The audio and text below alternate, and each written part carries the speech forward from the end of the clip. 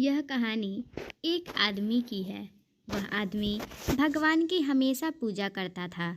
उसे यकीन था एक दिन भगवान उसकी समस्या को दूर कर सकते हैं, मगर वह आदमी अपने अंदर कुछ बदलाव नहीं लाया था। अगर वह अपने अंदर बदलाव लाता तो उसकी समस्या बहुत जल्द ही दूर हो सकती थी। यह बदलाव थे, वह हमेशा दूसरों की बुराई में लगा रहता था, जबकि यह करना ठीक नहीं था।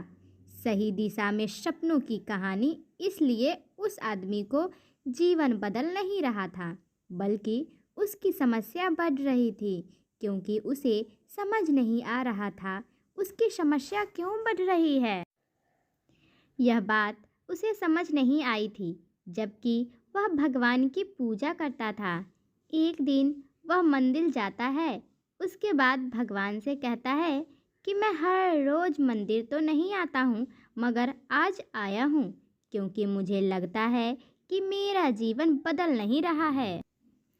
मेरे जीवन में समस्या बहुत बढ़ रही है। कुछ भी समझ नहीं आ रहा। तभी एक साधु बाबा उसकी बात सुन रहे थे। वह उस आदमी के पास आते हैं। वह कहते हैं कि अगर तुम सच्चे मन से उनकी पूजा करते हो तो जीवन में बदलाव जरूर आ सकते हैं। फिर साधु बाबा कहते हैं कि क्या तुम्हारे अंदर अंदर की बुराई दूर हो गई है? सभी के लिए तुम्हारे अंदर दया की भावना है। यह सुनकर वह आदमी अब कुछ नहीं कह सकता था, क्योंकि उसको समझ आ गया था वह क्या गलत कर रहा है। इसलिए अगर आप भी भगवान की कृपा चाहते हैं तो उनके बताए रास्ते पर चलना चाहिए। अपने मन से दूसरों के लिए दया भावना लानी चाहिए। तभी आप भगवान की कृपा को पा सकते हैं। उसके बाद वह आदमी समझ गया था। वह अपने जीवन में बदलाव लाता है, तभी उसका जीवन अच्छा हो जाता है। भगवान भूलते नहीं हैं।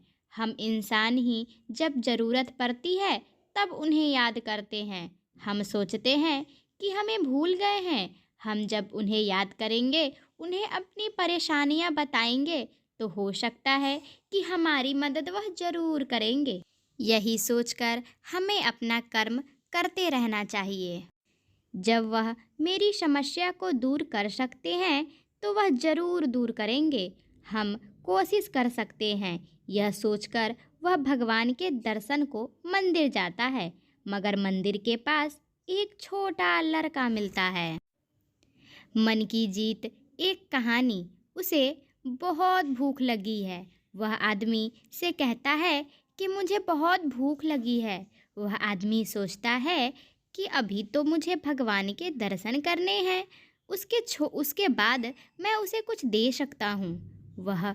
वह उस छोटे लड़के से कहता है कि तुम यहीं पर बैठ जाओ, मैं मंदिर से तुम्हारे लिए कुछ लाता हूँ। वह छोटा लड़का वहीं पर बैठ जाता है, क्योंकि वह इंतज़ार करता है।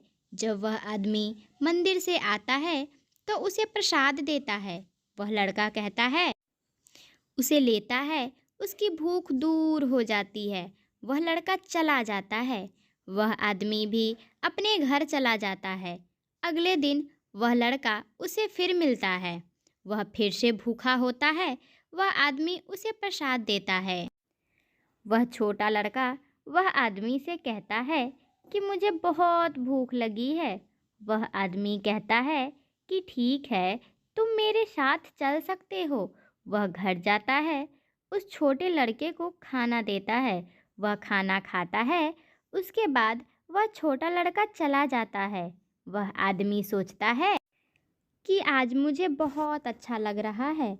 उसे खाना देकर मुझे बहुत सुकून मिला।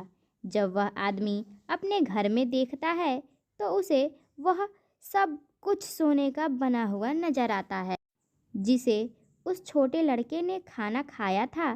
क्या वह भगवान थे? आदमी सोचता है, बट उसे कुछ समझ नहीं आता। बट वह इतना समझ गया था कि शायद वह भगवान थे, जो कि मुझे दर्शन देकर चले गए हैं। आज मुझे पता चल गया कि भगवान भी उसके पास आते हैं जो उन्हें